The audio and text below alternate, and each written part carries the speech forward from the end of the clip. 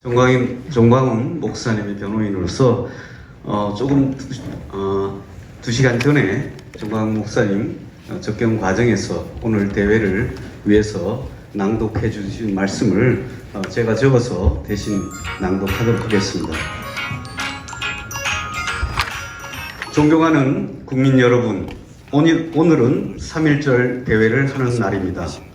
3.1절은 1904년 이승만 대통령이 미국에 가서 조지 워싱턴대, 하버드대, 프린스턴 대학에서 공부하는 중에 프린스턴 대학 총장인 우드로 윌슨을 만나서 일어나게 된 사건입니다. 이승만은 한성 감옥에서 5년 7개월 동안 옥살이를 하던 중에 사형 선고를 받고 사형 집행을 앞두고 아버지인 이경선에게 아들의 시체를 찾아가라는 통보를 받은 상태에서 밤중에 기도하다가 예수 그리스도를 환상 중에 만났던 것입니다. 그때 이승만은 예수님께 마지막 기도를 했습니다. 내가 배제학교에서 영어 공부하기 위해서 읽었던 성경책 안에 있던 그리스도가 진실로 살아계신다면 저를 살려주십시오. 저를 살려주신다면 첫째는 일생을 당신을 위해 살겠습니다. 둘째는 내 조국 대한민국을 위해 살겠습니다. 라는 서원 기도를 하자 성령의 불이 떨어졌을 때 이승만에게 일생 동안 도움이 되었던 직관의 은사가 임했던 것입니다. 사람, 개인, 사건, 국가를 한눈에 관통할 수 있는 하늘로부터 오는 은사가 임했습니다. 영어로는 인사이드 아웃이라고 합니다. 그 사건 때문에 이승만의 대표작인 재팬 인사이드 아웃이라는 불멸의 책을 쓸 수 있었습니다. 그때 임한 직관의 은사가 프린스턴 대학에서 우드로 윌슨을 볼 때 또 작동하기 시작했습니다. 이승만은 반드시 저 사람은 총장으로 끝나지 않고 미국의 대통령까지 된다고 하는 직관을 가지게 되었습니다. 그래서 이승만은 윌슨의 둘째 딸 잭시를 통하여 집요하게 우드로 윌슨의 가정과 접촉하여 우드로 윌슨의 패밀리 가족 중에 한 사람으로 가까이 지내게 되었습니다.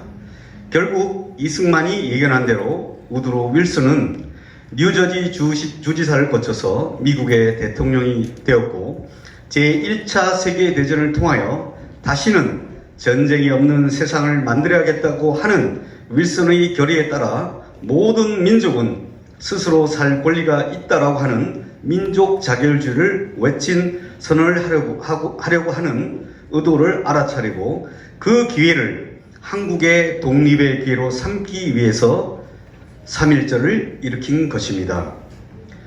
우드로 윌슨이 민족 자결주의를 선언한 것은 유럽의 전쟁을 보고 강대국인 인구가 많은 독일, 불란서, 영국 같은 나라가 작은 나라를 점령하는 사건을 방지하기 위해서 외쳤던 선언인 것입니다.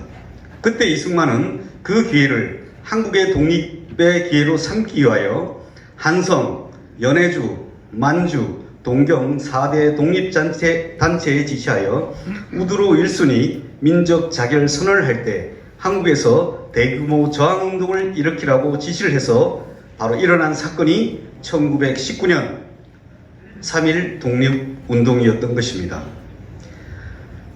오늘날 대한민국을 점령하고 있는 주사파 세력과 문재인은 한국 근대사를 왜곡시키기 위하여 역사를 조작하고 있습니다. 문재인은 지난 3.1절 대회사에서 1948년 8월 15일 건국을 인정할 수 없다고 공식 선언하였고 대한민국이 세워진 원초적 사건은 상해 임시정부로 봐야 된다고 주장했으나 이승만을 지우기 위해 1948년 8월 15일을 건국을 인정할 수 없다라고 선언했고 상해 임시정부로 근원을 옮겼지만 거기도 이승만이 버티고 있었습니다. 왜냐하면 당시 이승만은 상해 임시정부의 대통령이었습니다.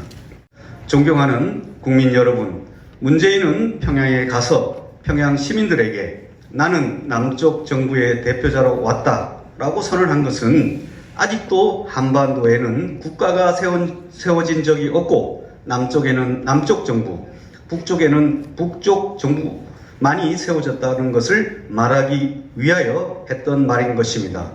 그러나 문재인 속의 실제 사상은 대한민국은 무시하고 김일성이 세운 조선민주주의 인민공화국을 한반도의 유일한 정통정부, 정통국가로 만들려고 하는 시도를 하고 있습니다.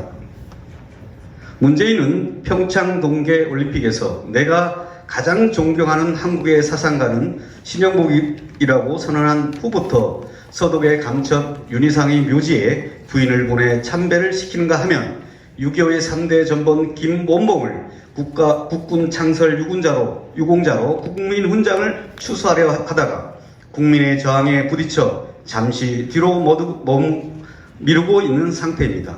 그 후 완전한 공산주의자인 조국을 법무부 장관으로 세워 공산주의를 실현하기 위해서 시도하다가 작년 10월 3일 광화문 이승만 광장으로 모이던 국민 저항에 부딪혀 저지당하자 추미애를 법무부 장관으로 세워 공산주의의 가장 기본 단계인 국가의 모든 땅을 국가가 관리해야 한다고 주장하고 있습니다. 청와대 비서실에서는 대한민국의 모든 주택은 국가 지정대로 해야 한다고 말하는가 하면 이 모든 것들의 최후 마지막 선언은 민주당 원내대표 이인영에 의하여 선포되었습니다.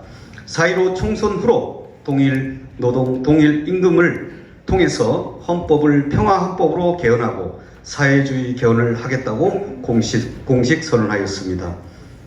존경하는 국민 여러분, 그럼에도 불구하고 우리 국민들은 아직도 잠에서 깨어나지 못하고 있습니다. 문재인이 문제가 아니라 이미 주사파에게 점령당한 국민들의 정신 상태가 더 큰 문제인 것입니다. 저는 어제 감옥에서 또 다른 사건으로 조사를 받았습니다. 황기총의 공금을 횡령했다고 하는 전혀 또 다른 사건으로 덧붙여 처벌하려고 하고 있습니다. 황기총은 제가 취임했을 때 횡령할 돈이 전혀 없었습니다. 왜냐하면 재정이 오히려 마이너스 상태에 있었고 그 상태에서도 황기총 재정을 여러 곳에서 차압이 되어 있는 상태였습니다. 그 후로 제가 진행했던 취임식을 비롯하여 15개 행사는 정체가 우리 교회와 제가 지원받은 선교비로 진행하였던 것입니다. 행사를 통하여 황기총부터 지원받은 금액은 10%도 되지 않습니다. 그럼에도 불구하고 저를 보고 행사를 통하여 많은 이익을 만들어 횡령했다고 고발해서 거기에 대한 조사를 받게 되었고 그 조사 결과 해와경찰서 4명의 경찰관들의 의혹들이 모두 다 해소되었습니다. 앞으로도 5건의 조사를 더 받을 것입니다. 내일도 왜 자유일보를 찍었느냐는 것을 가지고 선거법 위반으로 또 조사를 받게 될 것입니다. 이와 같은 고소 고발은 수십 개, 수백 개로 계속 늘어날 수도 있습니다. 문제는 결국 정광훈 하나만 감옥에 가두어 놓으면 모든 것을 문재인의 뜻대로 할 수 있다고 착각하고 있는 것입니다. 광화문 집회와 주일 집회, 청와대 광야교회까지 완전 폐기시켰습니다. 지금도 제가 애국운동을 다시는 하지 않겠다라고 굴복을 하면 당장이라도 나갈 수 있겠지만 저는 결코 뒤로 물러서지 않겠습니다. 저는 감옥에서 이대로 죽을지라도 물러서지 않겠습니다. 어제도 아침 기도 중에 유관순이 마지막 진술한 것을 묵상했습니다. 조국을 위해 바칠 생명이 하나밖에 없는 것이 한이로다 라는 말씀을 묵상하면서 그 심정을 공유했습니다. 문재인이 착각하는 것은 저 하나를 제거한다고 대한민국의 공산주의를 실현할 수 있다고 생각하겠지만 이미 대한민국은 70년 동안 자유민주주의, 자유시장경제, 한미동맹, 기독교 입국론으로 살아왔고 이 건국 정신은 국민들의 피 속에 뼈 속에 녹아있기 때문에 막상 문재인을 따르는 백계문이라도 할지라도 문재인의 마지막 단계인 국가를 해체하고 북한으로 편입하려고 할 때에는 그들까지도 강력한 저항으로 일어날 것입니다. 존경하는 국민 여러분, 그러나 그때 가서 저항을 하면 많은 희생과 피 흘림이 일어날 것입니다. 특별히 자신을 좌파라고 생각하고 맹목적으로 문재인을 추종하는 백계문 세력일지라도 그때 가서 사실을 안다면 때가 이미 늦은 것입니다. 우리는 과거의 민족사에서 실수한 많은 실수를 가지고 있습니다. 우리나라는 이스라엘 민족과 더불어 세계에서 가장 뛰어난 민족이지만 한 가지 아쉬운 것은 나라가 망할 때까지 사실 파악을 하지 못하고 가만히 있다가 그 후에 희생을 치르고 저항한다는 사실입니다. 바로 임진왜란이 그랬고 병자호란이 그랬고 그 뒤에 일어난 6.25가 그랬고 오늘날 문재인의 국가 해체 행위에 대해서도 국민들이 전혀 눈치를 채지 못하고 있습니다. 어제 저를 조사한 해와경찰서 4명의 수사관들에게 조사가 끝난 후에 5분 동안 제가 질문을 했습니다. 민주당 원내대표인 이인영이 4.15 총선의 주제로 사회주의로 개헌하겠다고 선포한 사실을 아느냐고 물었더니 조사관 4명 모두 다 모른다고 했습니다. 다시 물었습니다. 박헌영이 누구냐고 물었습니다. 단 한 명도 모른다고 했습니다. 세 번째 질문으로 조선일보를 보느냐고 물었습니다. 한 명도 보지 않는다고 하였습니다. 다른 경찰관에게 물었습니다. 김일성이 좋으냐 이승만이 좋으냐고 물었습니다. 대답하기를 둘 다 싫다고 하였습니다. 이것이 국민들의 정신 상태라면 저도 감옥에서 같이 있을 무슨 의미가 있겠습니까? 저도 저 개인을 생각한다면 저 자식을 데리고 미국에 가서 목회를 하다가 하늘나라로 가면 좋겠지만 국가를 김정은에게 넘겨주고 살 수 없기 때문에 저는 문재인과 투쟁하기 위하여 감옥에 와 있습니다. 존경하는 국민 여러분, 이번에 일어난 문재인 사태는 건국 후 70년 만에 일어난 가장 큰 국가 해체, 북한 편입, 중국, 러시아로 가려고 하는 사건입니다. 존경하는 국민 여러분, 아직도 잠에서 깨어나지 못하십니까? 저는 한국교회를 대표하는 한기총 제26대 대표회장으로서 선지자적 사명을 다하려고 생명을 던져 투쟁하고 있습니다. 선지자는 앞으로 되어질 일을 먼저 보는 분입니다. 본다는 것입니다. 두고 보십시오. 대한민국이 이대로 가면 반드시 망할 것입니다. 이제 여러분들은 문재인을 끌어내고 4.15 총선에서 대통령 선거와 총선을 함께하여 위대한 대한민국을 지켜내시든지 아니면 김정은 치하에 사시든지 두 가지 선택 중 하나를 선택해야 할 것입니다. 3.1절을 맞이한 위대한 대한국민 여러분, 이와 같이 거대한 일은 몇몇 사람이 한다고 해서 되어지는 것이 아닙니다. 전 국민이 동시에 일어나서 문재인을 끌어내야 할 것입니다. 3.1절을 맞이하여 일주일 안에 이 일을 완성하기 위하여 5천만 국민들은 일시에 일어나기를 호소합니다. 문재인은 자신의 범죄 행위를 숨기기 위하여 중국 바이러스를 고의적으로 방치하여 자신의 실정과 국가 해체를 숨기고 있습니다.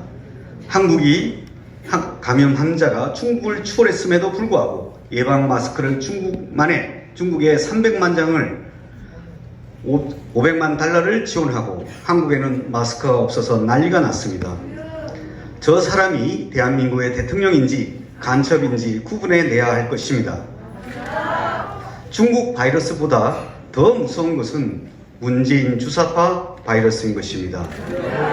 이미 문재인의 주사파 바이러스에 감염되신 국민들은 자가 확진을 통해서 문재인 바이러스를 쳐내고 여러분의 정신건강을 지켜내주시기 바랍니다. 이제 시간이 없습니다. 결단해야 합니다. 이승만 대통령의 연설 마지막을 인용하겠습니다. 내가 여러분에게 전하는 소식은 생명의 소식이요 자유의 소식이니 2천만 동포들은 이 말을 전하시오. 모든 이로 하여금 이 사실을 알게 하시오. 분투하라, 싸워라, 이겨라. 존경하는 국민 여러분, 반드시 승리합니다. 국민혁명 의장 전광훈 드림.